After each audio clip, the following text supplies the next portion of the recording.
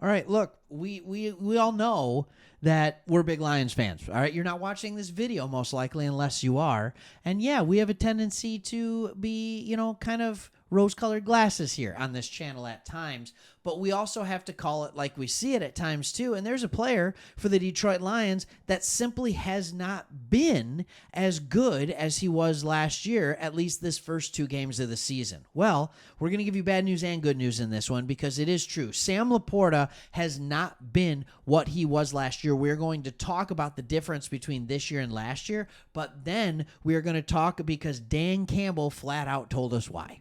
And it actually makes sense. It's a good reason, and I would look to see Sam LaPorta's role grow, and as his role grows, this offense will grow. This offense will start to flourish, and I'm going to explain what effect Sam LaPorta has on the linebackers. I'm going to explain what effect Sam LaPorta has on the safeties that will only help St. Brown, that will only help Jamison Williams, that will only help Jahmyr Gibbs out of the backfield. So we're going to talk about all of those things in this, but first let's talk about the difference between Sam LaPorta this year and last year. Sam LaPorta this year, 2 games. All right, game 1, 4 catches on 5 targets for 45 yards. Honestly, not that bad. Played pretty well. All right, his PFF grades kind of showed that. He just didn't get a ton of snaps or a ton of targets. All right. Game 2 against Tampa Bay, even less. They threw it to him 2 times. He caught 2 balls for 13 yards. All right. Once again, when they throw it to him, it's fine, but it lacks the explosion that it had last year and almost feels out of sync. Why in the world would this be happening between a guy that had just so much trust with Jared Goff the year before? All right, let's take a look at what Dan Campbell had to say about the situation. He said, I think some of Sam is he had the injury coming out of camp. So we were trying to be smart with him for the Rams game for sure. All right, some of you may remember this, some of you may not. It's easy to forget because the Lions didn't play their starters in the preseason.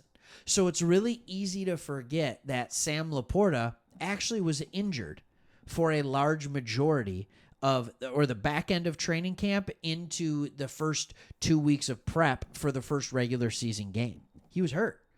And we're finding out now what it is. All right. There's another quote by Dan Campbell talking about he had some things going on. Here, I'll let you keep reading it. All right. It was actually worried about him getting too many reps for the Rams game. You start trying to build a huge game plan for a guy, and you don't know if he'll be able to make it all those reps. And then he gets hurt or something happens. You just lost 40% of your game plan, so you have to be smart about it. Yes, that is smart. All right? He had a hamstring injury during training camp. We know how hamstring injuries can linger if not given proper rest. We also know how easy it is to retweak a hamstring injury if you come back too soon, but also just how easy it is to retweak.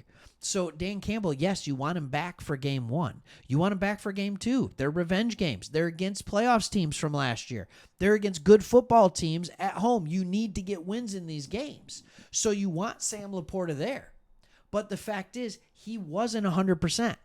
In fact, he played 48 snaps in week 1, which was 79% of the snap share. All right. And then in week 2 against the Bucs, he played 75 snaps, which is 88% of the snap share.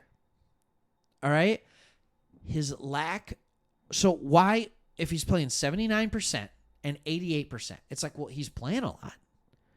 So why isn't he getting the ball? Well, that's exactly what Dan Campbell just said. Right? Like, yes, we're going to play him. We want to, of course, get his fatigue out. We want to get his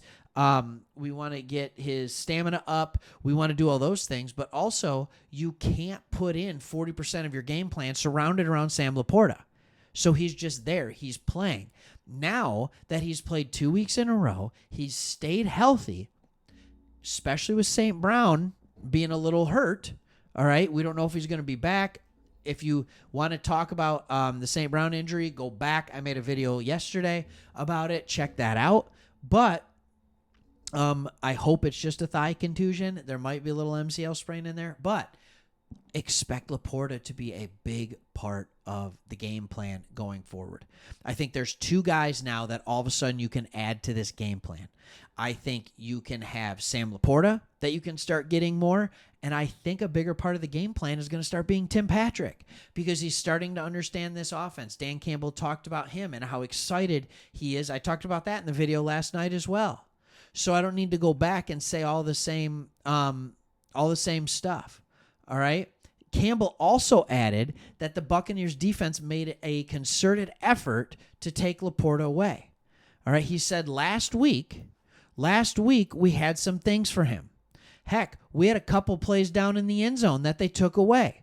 Defensively, they did a good job. We dumped it down, so the ball just didn't really find him for this game. He's not someone we don't think about. All right. In other words, he's still there. And I think Sam LaPorta, what he is going to have to do now in the transition that he's in, now, I think it was kind of unique last year because all year he kept playing well, but sometimes it takes defenses a little while to catch up to what somebody's doing. And then he had the knee injury toward the end of the year. So in the playoffs, like, how much do you plan for him? Like, I mean, he's kind of hobbled and all this kind of stuff, but now Sam LaPorta is going to have to realize, like, he's one of the main guys that people are gunning to stop. What a tight end can do to a defense, if you run a tight end vertical up the seam, right? He can move a linebacker and take a safety out of it for a St. Brown to go over the middle, for a Jamison Williams to go over the middle. He can clear the middle of the field. If you have a tight end that runs a short curl, it can open up a deeper part of the field for a wide receiver. If he runs an out route, it opens up the middle. Like if he goes shallow underneath, it opens it up. Like a tight end can do so many things that allows your wide receivers to get open. There were so many times in the game against the Tampa Bay Buccaneers. There were so many times, even against the Rams, where they just took everything away deep and we just had to throw it underneath. Now, if LaPorta is the one running those underneath routes, right, you can get him the ball faster than you can get it to Jahmyr Gibbs because Gibbs is coming out of the backfield. You can get it to him faster, and those are no longer 3, 4, 5-yard gains, but instead they're 6, 7, 8, 9, 10-yard plays, and the defense can't just keep giving up those chunks every single time. Like, it changes the game. So I think you're going to look at a heavy Sam LaPorta week. All right? At least the targets are going to be there. And then if the defense starts reacting to it, it's going to open up the field for everybody else. That is the Sam LaPorta effect. And I'm excited for him to be fully healthy and have the trust and the coaching staff to trust that his body's going to hold up so that he can be a focal point of this offense to get all the other guys rolling. All right. Thanks for watching. See you on the next one.